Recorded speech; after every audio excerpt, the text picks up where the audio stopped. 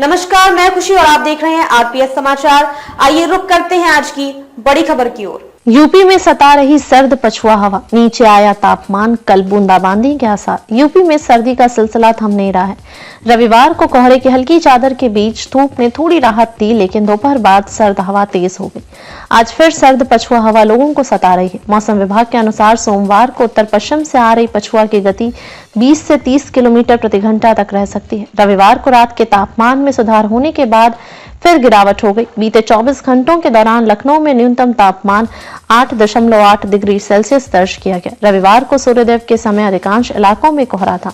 8 बजे तक कोहरा छंट गया, पर बर्फीली हवा चुभती महसूस हो रही थी।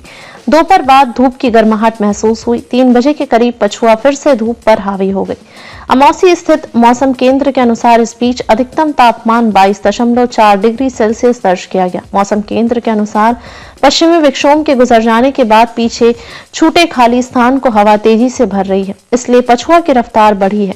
रविवार की रात में पछुआ की गति 5 किलोमीटर प्रति घंटा थी। यह दिन में 5 से 6 गुना बढ़ जाएगी। इसके बाद बुधवार को बादलों की आवाजाही के बीच बूंदाबांदी के आसार हैं।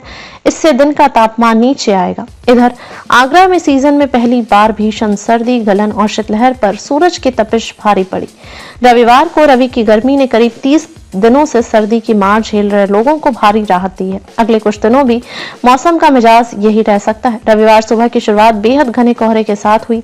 सुबह 8 बजे तक हाथ को हाथ दिखाई नहीं दिया। इसके बाद धीरे धीरे आसमान साफ हुआ। सुबह 9 बजे तक तेज धूप खिल गई, लेकिन भीषण नमी और गलन से राहत नहीं मिल पाई। करीब 11 बजे के बाद तेज धूप का असर दिखना शुरू हुआ। लोग धूप में निकल आए। चूंकि हवाओं की रफ्तार भी बेहद मंद थी, इसलिए जमकर धूप सेंकी गई। शाम 5 बजे तक मौसम में सर्दी और गलन का प्रभाव नहीं था। लोग हल्के कपड़ों में दिखाई दिए। भारी भरकम जैकेट, दस्ताने, टोपियां उतर गई, लेकिन शाम 6 बजे से फिर गलन और सर्द हवाएं चली। गलन का स्तर दोबारा बढ़ गया। गर्म कपड़े भी निकल आए। रात को फिर सर्दी के साथ गलन में बढ़ोतरी हो गई। खबरों में अब तक के लिए बस इतना ही। फिर होगी आपसे मुलाकात ऐसी ही एक और बड़ी खबर के साथ।